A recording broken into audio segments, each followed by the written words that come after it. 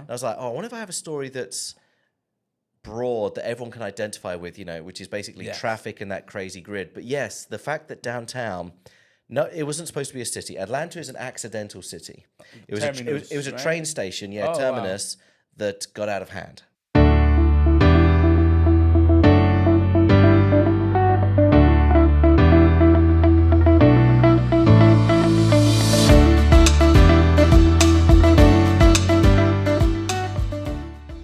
Ok, bienvenidos a Atlanta Dulce Hogar, un podcast dedicado al real estate. In this occasion, I'm going to talk English because I have Will Edmonds, right? Yeah, you just made me panic. I'm like, are we doing this in Spanish? I really love doing that. So. Before you get into it, I'll tell you a story. My very first time in the US, I was coming here to play college tennis, and I was flown into Miami in 2001 to try out for a team. And I was there, and everyone was speaking to me in Spanish. I'm like, oh my God. Yeah. Is this country Miami is Latin America, man. It's the capital of Latin America. And I was like, oh my God, have I not done the most basic research? Do I need to learn a whole new language to go to college? In Miami, you do. In Miami, you do, yeah. So I didn't go to Miami in the end. Oh, wow. Nice. So this is Will Edmonds, and thank you so much for being here. I really, really appreciate it. You do... You're also a sports journalist. I found out through stalking you after I saw Anecdote ATL. Anecdotal ATL. So it's anecdotal ATL. Well, I'll put it here and I'll make sure it's right. Yeah. And I really admire you for that. And then I saw the accent and heard the accent. And then I'm like, what's going on? And then I stalked you to see, because I invited you to the podcast, I want you to tell us all the good things that you tell about Atlanta and the surroundings and the store and the history and everything. And then I found out you're a sports journalist. I'm a journalist from Venezuela. I graduated as a journalist. I did commentate on soccer games, and I did some work. Not very, very long, but I did some work in sports journalism, which is super crazy with all this. So it's like. Thank you for being here, man. Absolutely, I'm glad to be here. And I don't know when this is going to be released, but we're filming this hours after the Super Bowl finished. So I was at work until about 2 a.m. last night doing a live coverage. So thank you so much for... It's okay, I haven't slept much, but I'm like, let's just keep going. I'll sleep when I get home. Yeah, like a good journalist, right? Exactly, We do everything. And then, one thing to break the ice, I always like to ask is because this is a podcast in real estate, or... The idea is to help whoever is watching, to help them with real estate. Today is not going to be more real estate-like, but what are 3 things that your house must have? Oh, my goodness. Good besides Wi-Fi. piping.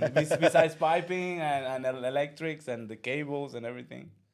I didn't realize I was going to be put on the spot like that. That's interesting. So I would say this. It's funny because I just rebought this and it's going to make me seem out of touch.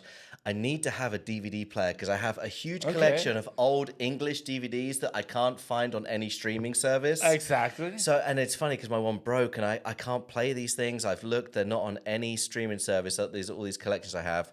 So that's one thing to connect me with home. I like to have that. 3 things. Kitchen? Well, yes, of course. Kitchen, bathroom. Well, you know what? Kitchen, oh, my God. And hot water. I recently got real sick about a month ago, and I was in bed for a couple of days. And after I was finally able to, get out of bed and do stuff, my hot water wasn't working. Okay. I was almost in tears. When you, you've been in bed and you, feel gross and horrible. And I got there, I was like, I ended up going to a friend's place. I was like, I just need to take a shower. I need that. I need a nice shower. Yeah. That's always good to have a bathroom. I live on the Beltline in Midtown. All right.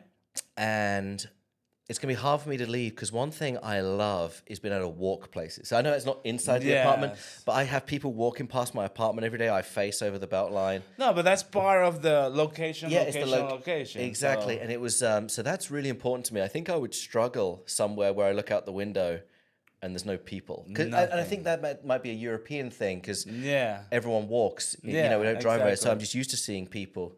So that's what's important to me when I say. But you've been here already. you told me 20, I moved in 2001, yeah. Oh, so it's 20 plus years, yeah. 23, 22 years. Wow. Yeah. To study, and then you decided. Yeah, it was always a one-way trip for me. Okay. I grew up in England on the south coast, Brighton. London goes south until you reach the beach. And I always felt like I didn't belong there. I couldn't really work out why. I kind of have that feeling Yeah, too. I know and what you mean. I was a tennis player. I was okay, and then I discovered I could get a scholarship to come here, and that's when I started training and getting much better. I moved here to play college tennis, just a small school in Tennessee, and then I used that and started working, great. teaching, and then kept going to school, and eventually got into sports journalism. And that's the thing. But life makes more sense for me here, I think. Really? Nice. Yeah, it always has. Yeah, I kind of understand. I come from a different part of the world, meaning like you come from England, first world. You know, I come from Venezuela, dictatorship right now. Yeah, tricky. I was here. I did study ESL.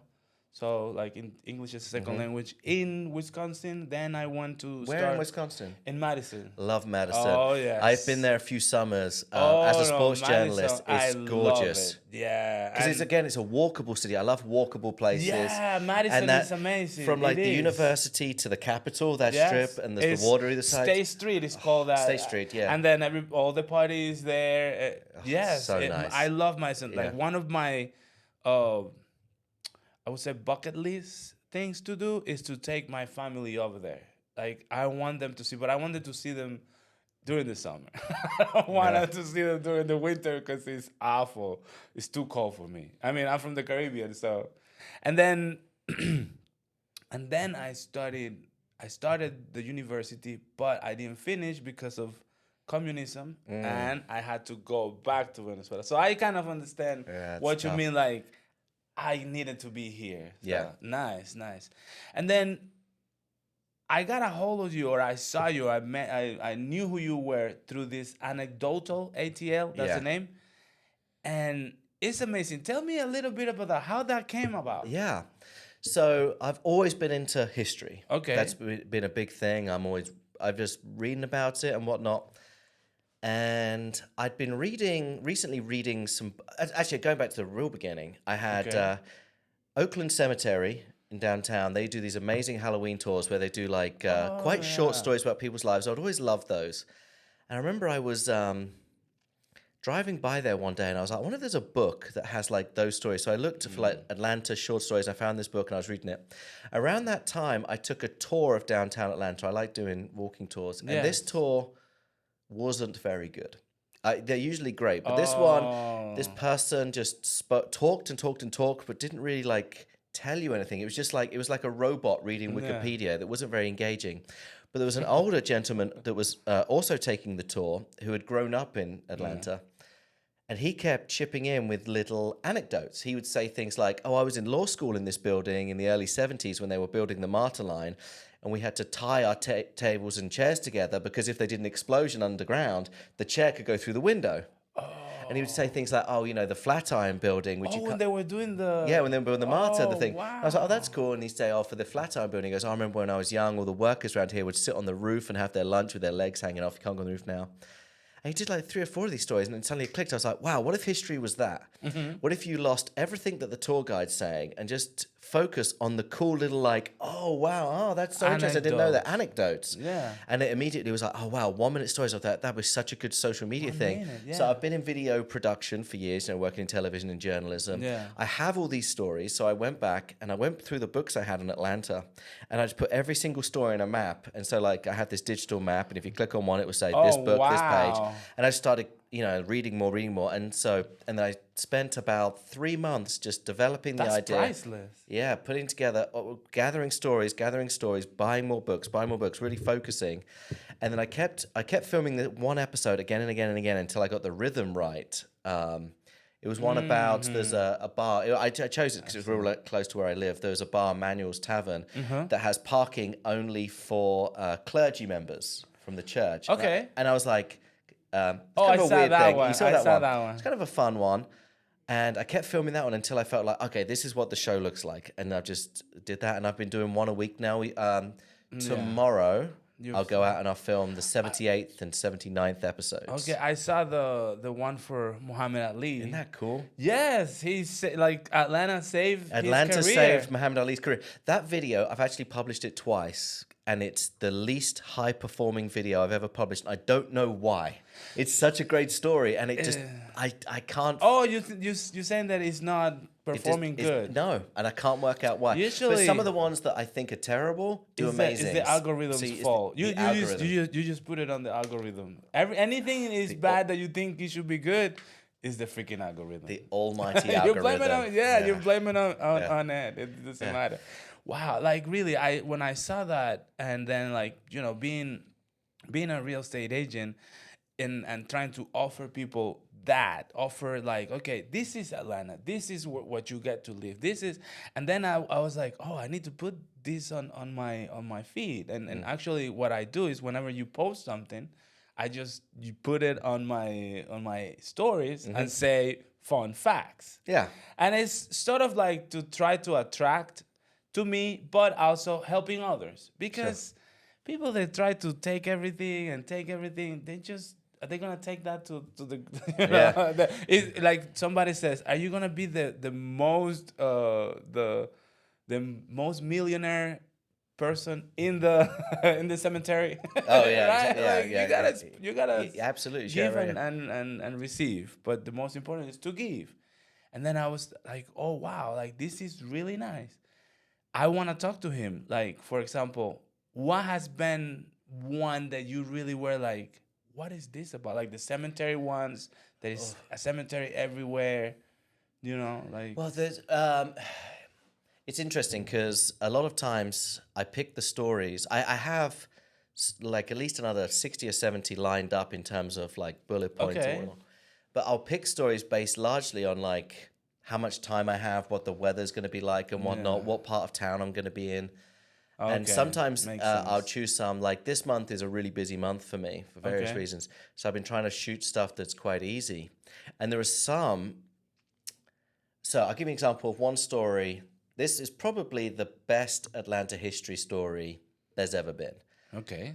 And I'm going to try and film it tomorrow. But the problem is that it's such a big story that it's really hard to compress. It's called The Great Locomotive Chase. It happened during the Civil War, where Union soldiers stole a locomotive train in Kennesaw and tried to take it to Chattanooga, and the Confederate troops like chased them on foot, running after, and then they got one of those train things like this. The ones that you go down. Yeah, and then they got another train and going backwards, ones. and these guys are getting off and they're trying to burn down bridges, but it's raining, and it's just like a cartoon. There's been many films made about it, but I'm trying to do this story in like a minute 20.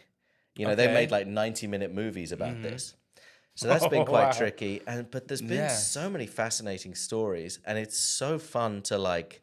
The Muhammad Ali one you just released like what 2 days ago? Yeah, that's amazing. So that's really nice. Yeah, you want me to summarize I never knew. So yeah, Muhammad Ali, when the Vietnam War began, he said he lost his title because he refused to go to war, and he was banned from boxing all over the country. He was not issued a boxing license. All the boxing commission said no. But Georgia did not have a boxing commission, which meant the local government had the authority to issue him a boxing license. So a local politician said, yeah, we'll give you a license. And so he fought in Georgia State University's, what's now their Dahlberg Hall, just one of their halls there. I can't remember what year, 67.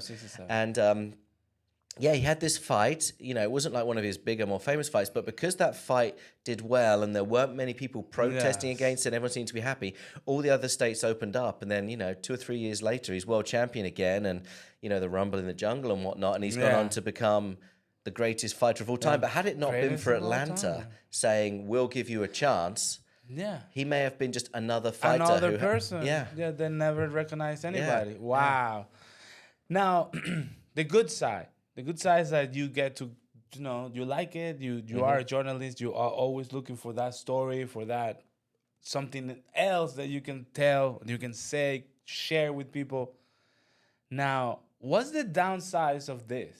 Oh, that's of the easy. anecdotal That's ATL? the easiest question I've ever heard. Really? I get abuse every week. I get attacked Because every week that's by not trust. that way. You don't Yes, do that. What are you doing with that accent talking about Georgia? Right. So I get attacked for being a foreigner. I get attacked. Oh, wow. So here's the problem: is that when people know a story very well, Yeah. they attack me for not telling the story the way that they think the story should tell. It should Like be told. they like all the other stories, but like, oh no, I know this one. This is bigger. And people sort of attack me for Appropriation, cultural appropriation. Cultural appropriation is a big thing. Certainly with a lot of Black history stuff, they've come after me, sort of attacking me. But then what's interesting is that people then defend me. Yeah. From all communities and whatnot. I think it's odd when a white English person is working around telling stories of certain communities in Atlanta, and it pops out. Like, really, that pops out. Like, whenever I saw that, I was like, wait, but not in a bad way, but more like, wait, okay, how do you... like, for me, it was like, well, okay, I just like it. I just love it. I don't care where you're from or what accent do you have, just because you're giving me that story that I where I am. And there's a lot of stories that are sort of pretend. So I try never to take a position. I try never to involve politics. I don't say if anything's right or wrong, or I don't try to attribute the motives in a lot of things. It's just a story. Like, there were certain things, for example, in the 1960s, there were issues with the counties trying to stop Atlanta growing into other places. And a lot of people are like, why are you not saying that this is racism and attacking me for that? And then people fight and stuff. And I'm like, I just give you the facts, and the comment section's open. You guys can debate and whatnot. But I do get a lot of people coming after me for that. The craziest one was when I did a story about Outkast, actually, the band, and how they got their big break in a parking lot. It was a cool story. And I got a lot of people saying, that it wasn't my place to be telling these stories. And I'm like, well, should I only be that was weird. Yeah. And a lot of very negative people. But then Big Boy from the band followed and liked. And I was like, oh, well, then that's awesome. When he followed me, that was pretty big. Oh, but wow. I do get a lot of pushback, a lot of negative comments. That's the downside. I'll tell you a funny one, though. So this summer in July, I got appendicitis. Okay. My appendix almost burst. Yeah. And I was out filming one day. No, it was a really hot day. It was the last week of June, first week of July.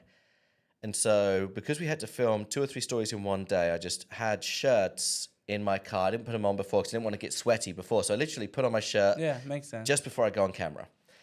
And they were a bit tight in my stomach because it was swollen. And I couldn't really tell that. And it didn't look that good on camera.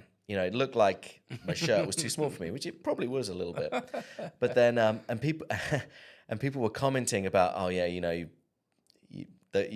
to better wardrobe. You're too big to be wearing that. And I just sort of commented. I was like, well, I appreciate that, but I was rushed to hospital immediately after this shoot for appendix surgery, and it was swollen. But thank you.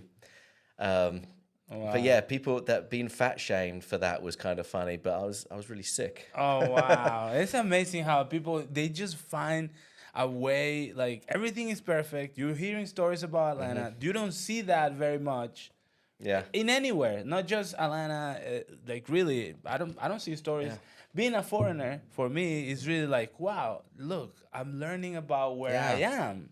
And I really like that. It's really interesting. Like, for example, one that pops out right now is the one that about the peach day. I love that story. It was really a pitch day. The pitch day. Well, maybe historians debate this. Yeah, and I'm actually. And I love that you say, hey, this is something that I found that they debate this. They're debating it. It could be. I mean, you know how many times they lie to us just to make it better? Exactly. Like I just want to say, there are 2 schools of thought. Okay. I'm actually 50-50. I change my mind quite often this. But essentially, there are, Georgia is the peach state, but we don't really make peaches compared to Florida, California, South Carolina. And... but Justin Bieber get his peaches over here. But it's theorized that the original word was pitch tree, which is a sort of bleeding pine tree pitch Yeah. being the sap that comes out, the sticky Yeah. sap. And that the original name was that, but then someone miscommunicated it and it should be pitch tree everything. But that's Wow. just, that is a very fun It story. is I really love that fun. one. I'd sat on that It's one for a really while, nice. yeah. What was another one about a river? Maybe the Chattahoochee? I forget. Well, there's a couple. The goatless, the yeah. heads. The goats. Some goats. Oh, yeah. That was really interesting. A friend of mine told me that story. She's like, you know about the goat, the headless goats. Wow, and I looked up and it was a news story just from like a year or two before.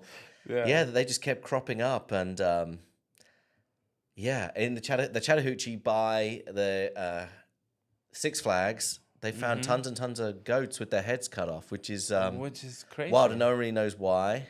Santeria, maybe? Have you heard of that? Well, that was what I said in the story. I'm like, some people have theorized Santeria.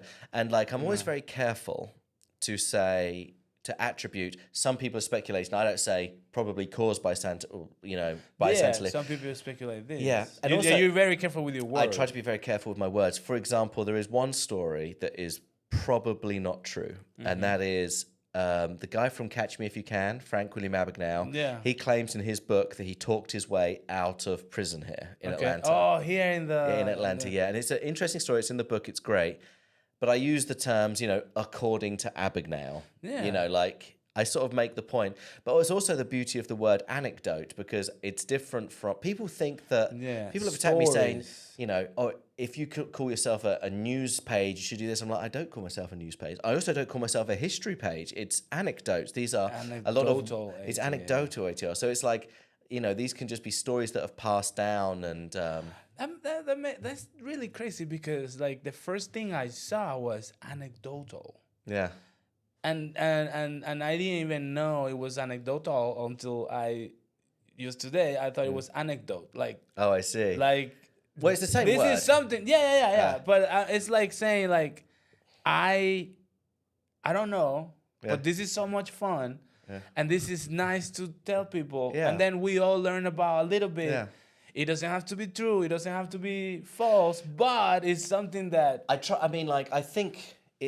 try to keep them as true as possible. But if it's something that's debated, and the thing with all history, it's debated because it's written by certain people at the time. But I'm careful with my words there. So I'm saying, according to this person, this happened. According to this happened. And it just... it really amazes me that people is like, oh, no, that's not that way. Well, get another one. Yeah. Get another handle and do it yourself. And then... Oh, well, that's the other thing as well. Well, I tell you what was interesting I found when I first started getting attacked online was people like saying, why do you have, or why is this guy doing this? Why is the English guy doing this? And that was a really weird thing because I'm like, because that's who I am. What I didn't realize is it occurred to me because it's produced at a very high level and looks very professional. Yes. It looks like I've just been hired to host it. Oh. And that's what occurred to me. I'm like, it's like, why did you choose this English guy to be the host? And I'm like, well, it's me. Idea. It's me. I'm the one that's researching it, writing it. I film with a friend of mine, but I edit it all myself. I do the special effects. I do the animations. I do all these things myself. What? So it would make no sense for anyone else to do it. Yeah, exactly. And it was your idea. And you it was just my did idea, it, and it's my whole thing. But it is interesting that you have to explain everything. Yeah. Like, hey, this is me, but this is something that came my idea. Even though I'm a journalist with, right? Yeah. So I'm a sports journalist at CNN. Exactly. Even though I'm with them, it doesn't mean anything. It's just a job. But I want to do myself. See if you have to explain every dot or every. It's amazing how people is. But also, it's. When people comment, even if they're attacking me, it's good for the almighty algorithm. Yeah. The algorithm just loves comments. So it's exactly. all fine. It's exactly. Almighty. I love it how you look at it. Yeah. Well, apart from that, is there? I really love that one other thing about the page, which is the Atlanta was always hot. This is my idea. It's not something that you said. Because it began with Terminus. Mm-hmm. Do you remember that story where with all the names? With the three pieces of land. Nobody came to like do it in downtown. That's why they have like all these nothing the is like a grid. grid. Yeah. Oh, the grid story. Nothing is like a grid. I do remember that story. I love that story. So, it's interesting because that was an experiment to see if I could understand the algorithm. Because I had done a story about how Nobody can. the Nobody water. can. Well, I think about how the water was like had split the city in half, and I was like, oh wow, that's really interesting. Like, I didn't think it was going to do well, but it did really well because it was like broadly about the whole city. And I was like, oh, I wonder if I have a story that's broad that everyone can identify with, which is basically traffic and that crazy grid. But yes, the fact that downtown. No, it wasn't supposed to be a city. Atlanta is an accidental city. It was Terminus, it was a right? train station, terminus that got out of hand. And yeah, people had plots of land and they were just sort of building their own little streets and whatnot, but they weren't connecting, they weren't coordinating with each other. And that original grid from, almost 200 years ago, 200 years ago, still exists downtown, which is why it's like these little triangles and craziness now. Like nothing goes like a grid. Nothing goes straight, and then you like finish one road, and then it's the same road going somewhere else, but it's the same name, and the one that goes straight is a different name. It's wild downtown, and I like that story, and I had a fun idea for like the animation and to show how it's the same map. And it's really interesting because a lot of people were like, "Oh, I was always taught in school that it's that way because Sherman burned the roads down after the Civil War." And I'm like, actually, no. I mean, you look at the map before the Civil War; it's the same grid. Exactly. I mean, he burnt the buildings down. He didn't. The paths were still there. But no, it's really interesting, and it's been fun to learn more about the city. Like I already felt like. If I ever had anyone, another thing because I'm a foreigner, I'd always have people visiting from elsewhere and other countries. Yeah, and then you take people people places. So I already had like a good basic knowledge of the city and the history, and I've taken tours, I've been into it, but I've learned so much more, and it's been really good fun. And I've met interesting people. For example, tomorrow I'm having dinner with a couple of guys that are historians. One guy, it's funny actually. He wrote two books that I've used for so many stories. When I finally met him, I'm like, you're like the godfather of what I do. Yeah. I always joke that I plagiarized from him. James Otley is his name. He reached out to me because I did a story about his great-great-great-grandfather who was kidnapped and then made it home for dinner because he talked the kidnappers into bringing him home. And it was like a really cool story. So him. And then another guy, Thornton Chandler, I think. Thornton something. His great, I don't know how many generations, was the person who had surrendered Atlanta to Sherman. And so I've met these people, and they both write history, and they're both involved, and that's been really good fun. There's podcasters, Victoria does Archive Atlanta, and there's just like a whole community of people that do this that I've met with, and that's been really fun and exciting to become part of the Atlanta history. So you don't do this only, like have this handle in Instagram. Do you use it in other it's on TikTok. social medias? It's on TikTok. Yeah, on TikTok. YouTube, no. YouTube's tricky because their shorts Yeah, are very it's 1 strict minute. about 1 minute, Yeah. and a lot of my videos are slightly too long. Yeah. But also the numbers are so much smaller. TikTok was interesting because it exploded on TikTok first. Like immediately I was getting huge numbers. Now I get very, very small numbers. Okay. The algorithm is upset with me. Yeah, that's what I'm saying. Like I don't like algorithm. I don't believe. I just do what I do, and then if people like it, great. So, but I was saying this because I wanted to touch that point where you don't do this only. You are a sports journalist and a college professor. Yeah, I work too much. I teach at Kennesaw State University. I teach sports broadcasting. I saw it. Yeah, I saw it. And you do also. Do you commentate on what they call here soccer? Or well, I don't do commentate. So I produce a show on CNN International every day called World Sport. World Sport. World Sport. So we have a 30-minute show every day, which is whatever's in the sports news. Last night I did a full hour on the Super Bowl live, and it was from 11 p.m. till 12. You were the producer. It was chaos because we were supposed to have almost an hour after the game to get everything ready. Yes. But because it went to overtime, the game finished at 10:50, and then we had. Oh yeah. Last night was pretty traumatic. I heard there was two first first time it goes to overtime. Or Second time. Yeah, second time. It was horrible. Last In night the was history really of horrible. the Super Bowl. In 58, 58 Super Bowl. Wow. Yeah, it was pretty traumatic. So last night, I don't want to think about that. But no, what I was just trying to say is that you do something else besides that. Yeah. Besides anecdote. Yeah, anecdote. Why like the different? How do you unite that history with sports? It's tough. I mean, even though you can see history in sports. Well, of course, and I'd love to do. I don't know if the anecdotal will be.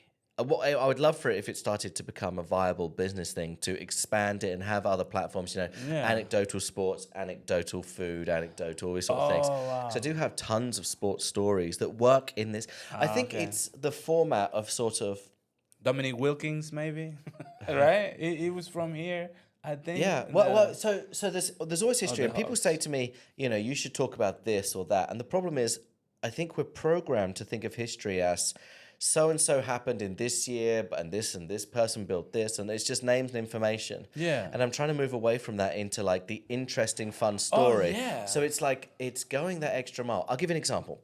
Please. Atlanta Airport. I had read somewhere that it used to be a racetrack, and I was like, okay, that's good, but it's not quite an anecdote. That's just a fact. It's like a piece of history. So I kept digging, and there's a chapter in the book.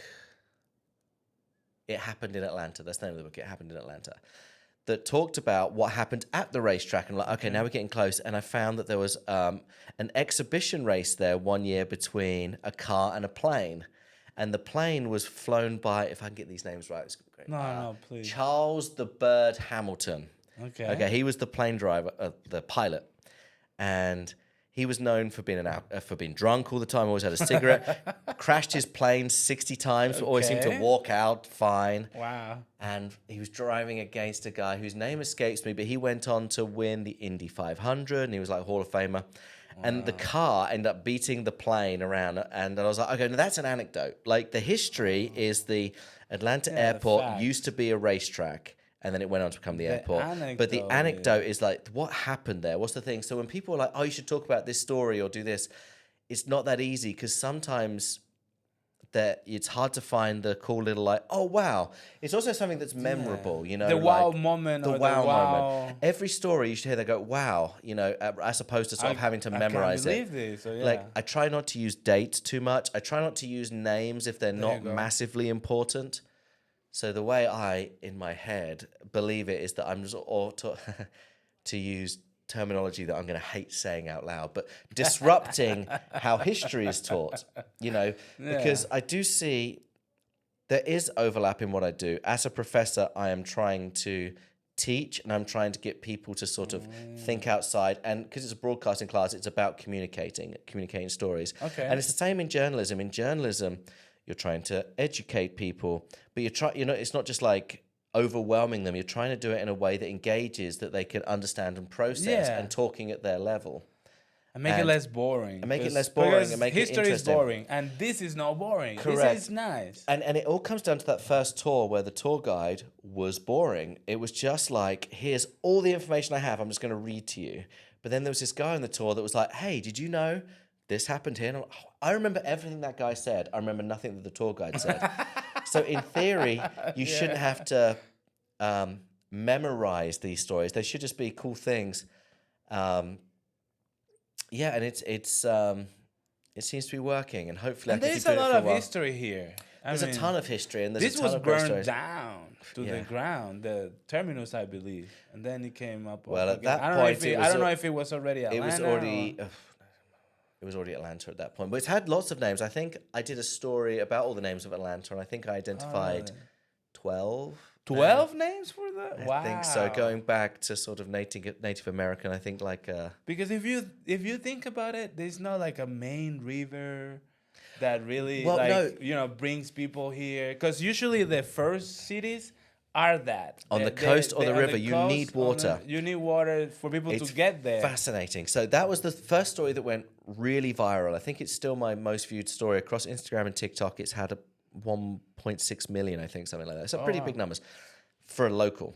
And it was about the fact that Atlanta is on the edge of mountain ranges at the end, and it was built for the railroads. Whereas every city Has in a history river, or the coast yeah. for transportation, for sanitation, First for city ever everything. is always on the river or on the coast.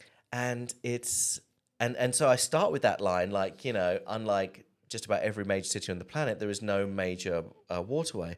And everyone kept writing, what about the Chattahoochee? What about the Chattahoochee? I'm like, okay, well, Atlanta was originally downtown. The Chattahoochee is like 9 miles away. So if that doesn't work, you can't like ship stuff in, and that doesn't work. Or then work. go clean your clothes over there 9 miles. When you come back, you need to go back again to clean yourself. It's also about 2 feet deep, so you can't transport goods there. Like you can't have stuff. It's a beautiful river. It's fun for, you know, tubing and stuff, but you can't take a boat down there with deliveries, you know, which you needed for. You needed with it the spices and so it was no good for that. But people got really upset that I was ignoring the Chattahoochee. I'm like, no, yes, there's water, but not that a city needs. City needs like real water. But it's like fascinating, like a big river, and it's still a problem now. Navigable?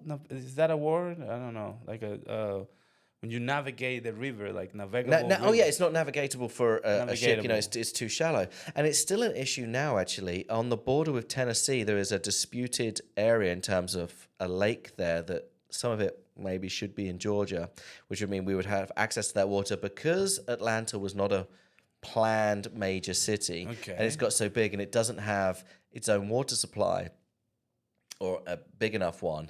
There is issues that it may run out of water. Now, a lot of stuff has been done, and I'm sure people are on it, but it's still interesting to this day that we don't have. I just realized when I saw that, I'm like, right, every major city. I'm from. I was born in Caracas. I'm from Maracaibo in Venezuela, and the first European woman came to Maracaibo from Germany. And because we have a big lake, Maracaibo Lake. I don't know if you ever heard of Catatumbo. No, I have not. So there is always lighting in there. Oh, is it the lake that has like the most lightning in the world? In the world. It's like always lighting I've seen that. It's nonstop. It can be raining. It could be not raining. It could be whatever. But it's always lighting in there. Always. It says that helps the ozone.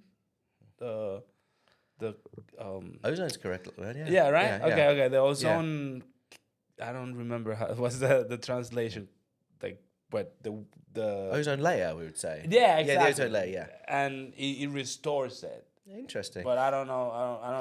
I've only seen videos online. I'm like, oh, that's so cool. Yes, but it's always lighting in there, and it's really nice. So what I came to say that is because there's always major cities. They are Manaus in Brazil because it's Black River or Rio Negro and the Amazon River goes there, and that was one of the major cities back then. And almost everything, India, like whatever is just is near the coast because people were not flying but going in ships. So that was really interesting when I heard that. That's why Atlanta's different. It's different, right? It is. I like it. I like its difference or its, you know. I love Atlanta. Uniqueness. And I love, you know, I feel like in the last few years it's become the center of, you know, politics and culture, and I think it's a great city. It has everything. And it's become a lot better as well. I feel like for the first 10 years I lived in Atlanta, you drove. Oh, you've been here how long? I moved here in 2007, so I was in Nashville for 6 years, and then I lived in the Caribbean for a few months in Anguilla, and then I moved to Atlanta.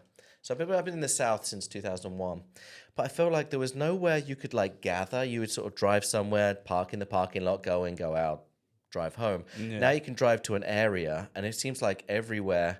Are we in Alpharetta right now? We're in Roswell.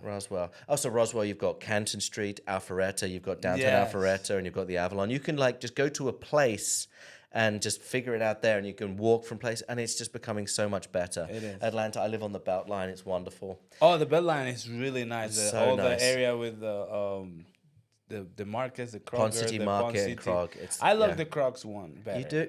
Well, it's interesting. So if I have someone... No, I think it's very expensive, though. Everything is.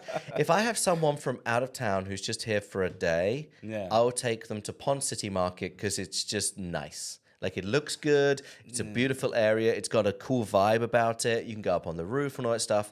But the best places to eat are all at Krog Street Market. I feel like Krog is so much better. That's why I'd rather take them there to eat. If it's just strictly about food, but like the vibe and whatnot. Yeah, but it's interesting because, I tell them, like, Ponce is like a great like tourist area, but Krog is where locals go. That's right. I love and Krog. And the other one is the municipal market. It's also good. Mm-hmm. There's Arepa Mia. There's a Venezuelan restaurant over there. It's really good, and it has a Michelin star. In the municipal market? Yeah. What are you talking about? Auburn? Arepa Mia. Municipal market, is that Auburn Street Market? Is that different? I think so, yes. Yeah, I mean, there's some great history there, really interesting history. Yeah. Well, the house of Martin Luther King is right there. It's right there. Like, yeah, so we're talking about the same one, yeah. Somebody would try to put gas. Gasoline on it, and like that would have been so awful. Yes. And there's been good thing. I think there were cops from somewhere else. Mm-hmm. They were here on tourist, like, traveling and enjoying life. And good thing they were there, and they stopped that lady from going crazy. So that's actually a story I might do at some point. That someone tried to burn it down. I tell you, so people always ask me, and then people's gonna be like, "Why? Why do you do that? Why do you say when?" It's just crazy. Actually, I have no one's come at me for a Martin Luther King story yet, because I feel like Martin Luther King is bigger than Atlanta. He belongs to the world. You know what I mean? Yeah. And I love that I live so close to that, and I'm very proud of that. It is. And so I get most of my stories from books. I have tons of them, but you start to notice and you start getting an ear for them. You always listen out. I was actually driving somewhere, had the radio on. I still listen to the radio sometimes. Of course. And a DJ mentioned something about Martin Luther King and a radio station and a broom. I heard it and I was like, what? This is I need to look into this. I looked at it and this was a great story I did. So downtown on Auburn Avenue, near that market, mm-hmm. He used to have the Southern Methodist, whatever his organization was. I can't remember the full name. They had their offices down there on Auburn Avenue. Like a church, right? No, it was near the church, but like their offices for, where they organized their political marches and their activism offices. And above them was a radio station. That operate locally. And so what he did, if he wanted to make an announcement on the radio, he took a broom and he banged it against the ceiling, and then the radio station fed a microphone like this out the window on a thing, and he would grab it and do it. I'm like, that's so cool. Like, that's an anecdote. Like, you can tell the story of Martin Luther King. You could do it. 10 hours, 100 hours of Martin Luther King. Most likely. But this is like a 1 minute, like, hey, isn't this cool that this guy was just like, hey, I got something to say, and I love that. So that's where. And sometimes that was the messenger, like, hey, I need to. Yeah, exactly. Basically, yeah. But it's, sometimes people will attack me to be like, you've got to tell the full story, and I'm like, no, I don't. Like, no. There's lots of people doing that. You gotta do what you want to do, man. Also, yeah, people gotta do what they want to do. It's crazy. But like, my goal is that by doing fun little stories that people are, that's interesting. They research and they get more into it. Like, I want to inspire people to want to learn history rather than putting out their test. Well, that's great. And I've had a lot of people say that. You asked me earlier about, well, we talked about the negative comments. Yeah. I've had so many nice comments. I had one the other day that was like, oh, my son recently moved back to Atlanta and we've been visiting all the places in your stories and it's like really connected us. I'm like, that's so cool. And there's a lot of people that have said, oh, this is reminding me of things. And the amount of people that have told me that like they go and visit all the places that I do stories on, and I kind of like that. It's interesting. People use the Christmas one, the crazy one, the Christmas for Johns Creek, the murder, Johns Creek. Oh no, it's Buckhead. Buckhead. Yeah. Buckhead. So that was interesting because I did that story. So the story is, it was the first ever murder in Buckhead. It was on Christmas Day.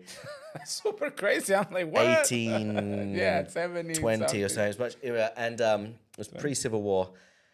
It was on Christmas Day at a raffle. Two people arguing over a raffle ticket, and the son of one guy came and shot him.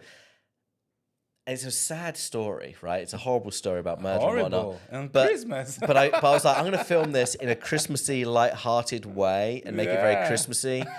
Which I was like, this is.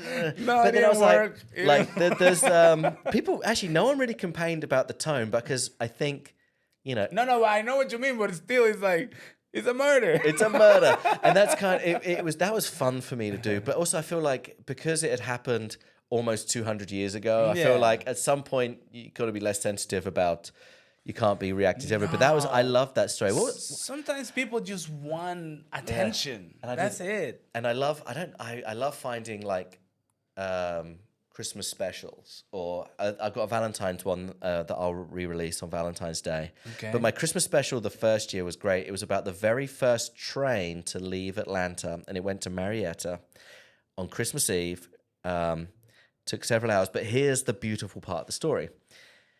All the passengers had never been on a train before. They'd never seen a train before, and it was very scary. So when it got to a bridge to cross the Chattahoochee, everyone got scared, demanded that they get off the train, walk over the bridge, and then wait for the train on the other side so they can get back on and go. What? Isn't that great? I love that to be like... Because everybody was like, I don't know if that's going to support the train with all these people in here. Yeah, and they might have been right, because that bridge had never had a locomotive on it before. Oh, wow. So I loved that story, and just filming it in a very Christmassy way. Really, like, I feel like what is great about this is exactly what you say. Like, I don't care about the history. Mm-hmm. The history is there. It's been written. Yeah. It's been, so like people can go look for the history that has been written.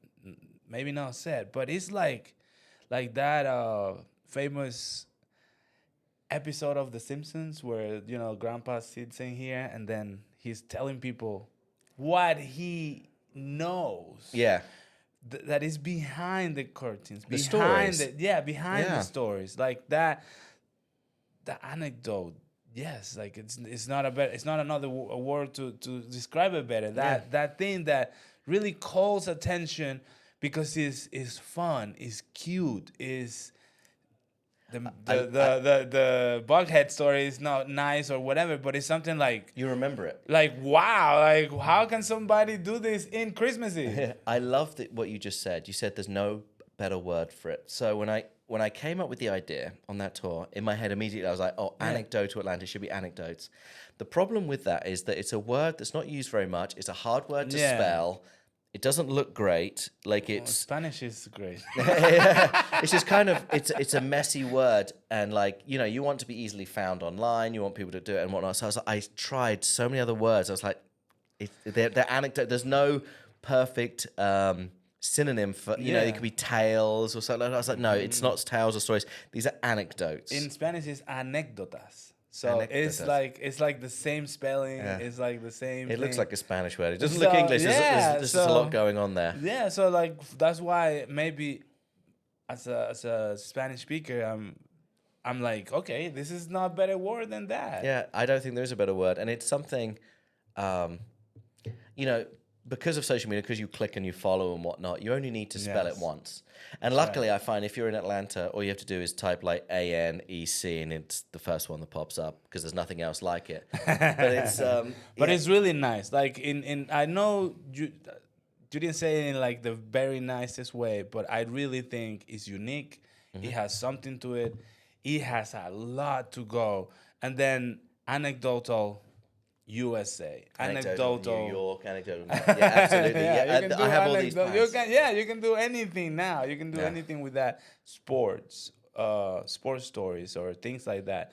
That also, again, is about, and that's why everybody's now doing this podcast thing that where it's not like a there's no script, there's not nothing. We're not going to commercials. Like everybody's talking now and saying things and. Like, for example, all the anecdotes on Kobe Bryant, on Michael Jordan, and all these on Messi. Like now we find out that the first contract for Messi is on a napkin, for example, and it's like in Barcelona, his dad signed. I think. The first one, the first contract he had was on a napkin, and that's the things that people want to know. Because again, how many you want? Like in 200 years, maybe somebody's gonna read and it's gonna say all the stats, everything that he won.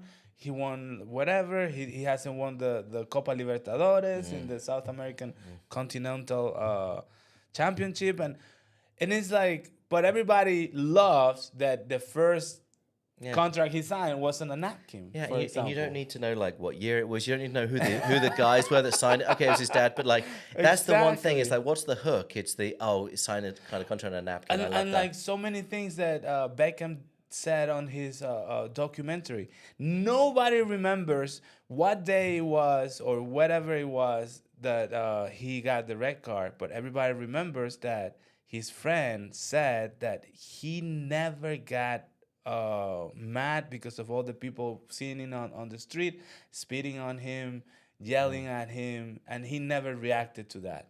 And it's like, and then you reacted to somebody kicking you, and that's why you got a red card. Yeah.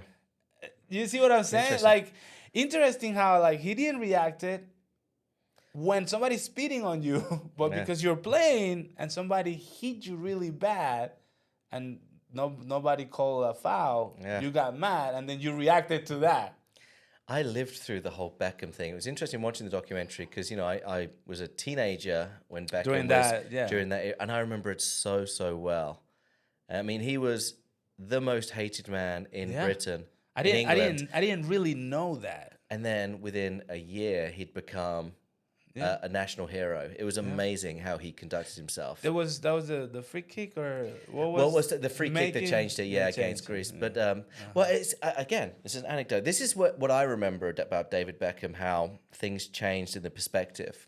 Yeah, he was the biggest star. Him and Victoria Beckham was Travis Kelce and Taylor Swift at the time. They were, without social media. For me, they're still up there. They're royalty right now. Well, now Messi and Antonella. Have you seen that phenomenon where Antonella puts a picture of herself with a bikini, and then people go there and say, "Hey, nobody looks at the captain's wife." Really? Everybody should respect the captain's wife. Watch out! And if somebody says something like, "Oh, you look good," it's like, hey, this is the wife of the captain. Like, watch out. You better respect. We're all here to, like, nobody says, like, you have these fans of Messi that are defending or looking out for his wife. Oh, that's funny. I didn't know that. That's interesting. Yeah, you go in the comments. Now, most of them are going to be in Spanish, but you go in the comments, and everybody's saying, you better not look at Antonella that way.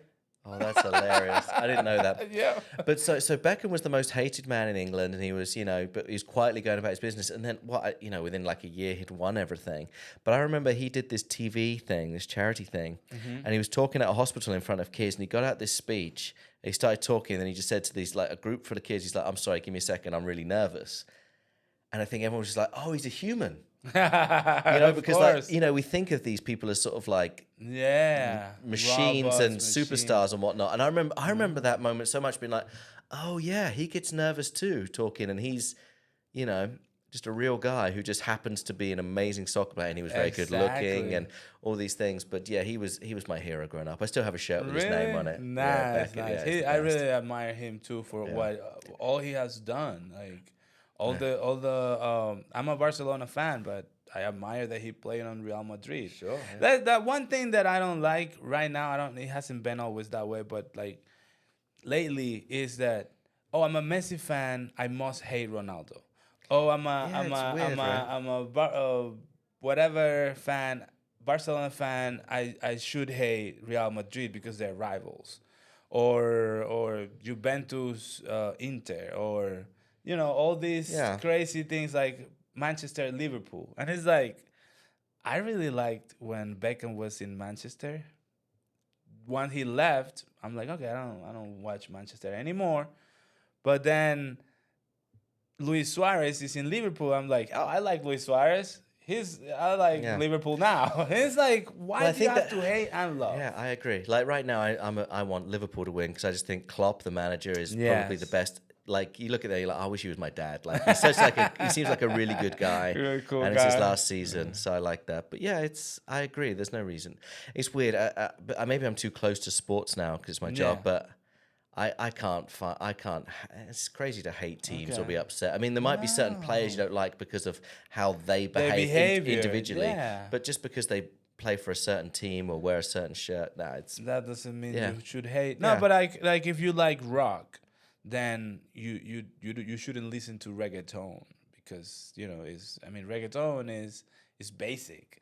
Right. Rock is more complex about and it's like, well, but I like rock and I can appreciate a good musical melody, whatever you can, all guitar, like all the things.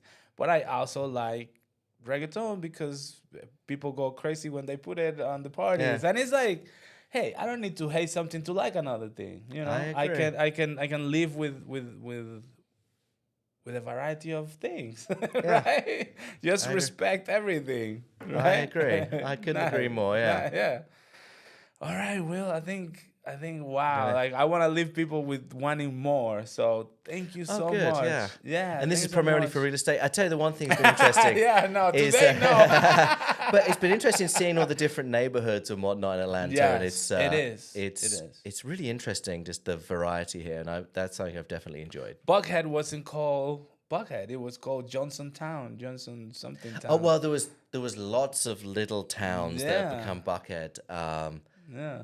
And the history I of saw that's one, not great. Johnsonville or something like that. I forgot, but I saw it on George, and I'm learning so much from that. So I invite people to go and look at it. Anecdote to Atlanta. Then comment, Anecdote, and then comment, but good. I say, why is this guy doing this? He's not like, one why of you us. have an accent? Or why you talk like that, my man? Yeah.